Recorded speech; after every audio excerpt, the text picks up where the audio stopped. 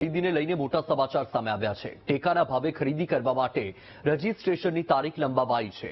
આગામી 22 સપ્ટેમ્બર સુધી ઓનલાઈન નોંધણી કરી શકાશે।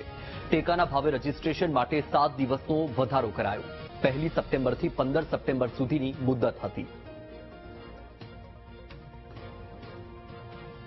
8 લાખથી પણ વધારે ખેડૂતોએ ગુજરાતમાં પોતાની મગફળી ટેકાના ભાવે વેચવા માટે ઓનલાઈન રજીસ્ટ્રેશન પણ રાજ્ય સરકારના પોર્ટલ ઉપર કરાવી દીધું છે અને આ વર્ષે પણ પૂરતા પ્રમાણમાં રાજ્ય સરકાર ટેકાના ભાવે મગફળીની ખરીદીની કામગીરી કરશે અને ખેડૂતોને આર્થિક રીતે ખૂબ જ ઉપયોગી થવાનો પ્રયત્ન કરશે। આમ મગફળી એ ગુજરાતની ખેતીની રીઢ ગણી શકાય